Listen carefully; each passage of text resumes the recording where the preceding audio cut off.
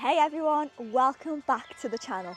Today's video is all about this club here, the driver, how you can hit it further, straighter, and what you might be doing wrong to stop you from getting that maximum distance. Before we get started, do me a favour and hit that subscribe button. It really helps me out and it takes 2 seconds to do, so thank you so much. What I'm going to do with this video, I don't want to blab a load of technical words to you. I want to make it nice and easy, simple and practical so that you can take it out onto the golf course and feel so confident in doing so. Okay, the driver, the biggest club in the bag. A lot of people struggle with this because they don't make any adjustments and assume it's similar or pretty much the same to their iron setup, but it's different in a few ways. And we're going to go through those setup changes which are going to make you hit the ball easy every time, easy to understand, and you'll see a massive improvement. Okay, so the first thing we need to check when setting up to our driver is our ball position. This is where a lot of people feel uncomfortable and confused because it is so different to the iron setup, and this is the reason why they get it wrong. But we're going to go through some simple steps which make sure you get it right every time. So how do we want the ball position to look? Is we want it to be forward in our stance, which means just inside our line with our lead heel like this. A lot of people I see too far forward, which is super bad because this is going to make you hit the ground first. You're going to hit the top of the ball. It could be thin, it could be fat, it's not going to be nice. And then I see a lot of people go too far into the centre, which again you're going to hit down on the ball, it's going to go super low, and that's when you're going to feel nervous off the first tee. So the best way to gauge it is just pop your toes together like this so the ball is on line with the centre of your stance. Place the club down in front, take half step forward and 3 steps back, just so this trail foot is wider than our shoulder width. And then look how my club is pointing just left of my belly button. We don't want to move it here, we don't want to move it here. So just on line with our left of our belly button, feet is nice and wide so we've got that good stability, and just look how my sternum is behind the ball. I've got that lovely balance and structure. In doing that with our ball position, just look again, as I've just mentioned, my eyes are behind the ball. I've got this shoulder tilt now, and why that is because we want to swoosh up on the ball, not like we do with our irons. With our irons, we like to hit down on the ball. We want to compress and have that forward shaft lean. However, now with our driver, we want to be hitting up so we get that maximum distance, speed and height. So again, once we've got our ball position, check we've got that shoulder tilt. Now the best way to do that is take your trail hand, pop it on your thigh, run it down to your knee, and then join those 2 hands together. So naturally, can you see how I've got that shoulder tilt like this? When you take that step back here, we should naturally do that, but I see people working the opposite way. So just go through that drill, really making sure our feet's nice and wide, ball position forward.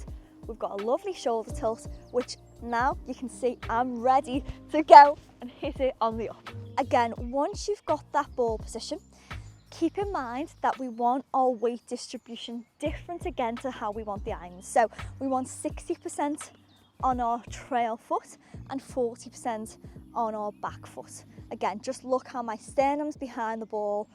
I'm ready, powerful to go. And finally, all about body alignment. So there's no point in going through ball position and shoulder tilt if the body's going to be aiming in the wrong direction. And this might look dramatic, but I see a lot of people do this on the golf course. Sometimes the shoulders are aiming one way, the feet are aiming the other, maybe trying to manipulate how the ball flight goes, but we need to neutralise that down to get that nice straight ball flight. Okay, so the best way to gauge this now is picking an immediate target. And what I mean by that is take a few steps back, pick your target in the distance. Yeah, I could be looking at the flag, which is way in the distance, but before that, I've got water, I've got bunkers. So my first target thought is looking for danger. Danger's left, okay? Do not want to go left. So I'm going to aim myself just to the left edge of that bunker on the right hand side. So I know if I hit it towards that bunker, I've got quite a lot of way in, I'm not going to go in the trees, and I'm not going to go all the way over here. I'm pretty safe. Okay, so drawing that back, drawing that line back to somewhere about here. I'm going to pick something on the ground which also aims with that target in the distance.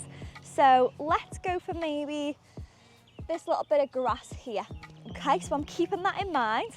I'm aiming, making sure that's on line with the end target, and then I'm going to step into the ball. So stepping in, okay, look how I set my right hand first, my trail hand first, okay?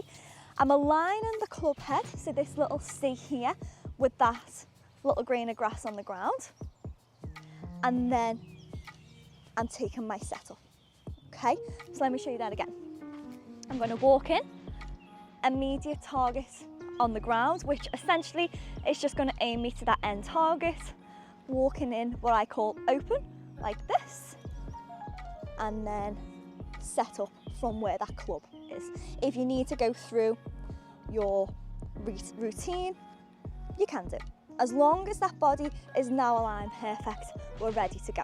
But we don't finish there, because a lot of people I see set up perfect, and then all of a sudden, they do this. This may be because the grip is incorrect, or they feel comfortable with the shoulders aligning this way.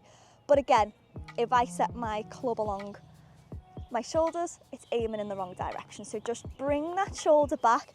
The best way to gauge this is, as we've just set up to that ball, drop your trail hand and just swing it under the grip, which is going to make sure our shoulders are on line. And finally, the club head. How you lay that club head down on the ground affects the way the ball is going to travel. If you just set that nice and flat to the ground, it's square, which is going to help you hit that ball nice and straight. Okay, a recap of the fundamentals we've just been through is, number one, ball position, making sure our ball's just on line with our lead heel.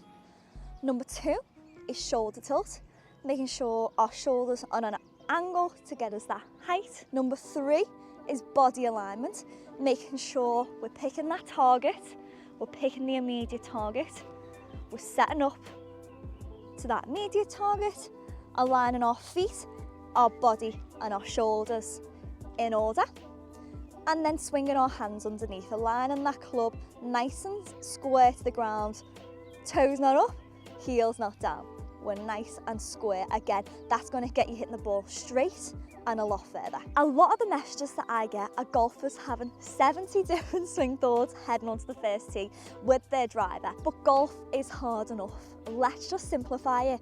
Having these three setup keys in mind is sometimes all you need to have that good round, go out there, enjoy it, and shoot your best scores whilst hitting a good driver, because it can be hard. Just a couple of little bonus tips that I would keep in mind is one, tee height. So if you're someone that hits the ball super high, lower your tee. However, if you're someone that struggles to get the ball in the air, make your tee higher. But what I look for the ball just being about level or half of the equator above the head. So if I put my line like this, you can see how half the ball is below this line and half the ball is above this line. This is about medium height, and this is what we call the castle tee. It does the job for you. So just pop it in and it's the same height every time. So the last and final tip, which I do on every single tee, whether it's with driver, iron, hybrid, every time. Okay, so as we mentioned before, our immediate target. Get the line on your ball. You can either use the title, you can scribble a line on there, but any kind of line on the ball. Align this with your immediate target. Okay, so pop it down. Again, we mentioned our immediate target about here. Line that line with the immediate target, which is also aligned with your end target. And then as you set up to the ball, this makes it so much easier to align your club head, your body, everything perfectly on line with target. Because all you need to do is follow that line. It also helps with the swing, to take the swing back on the correct plane and hit through the ball. I use it as a gauge to get me hitting all that power and commit through the shot.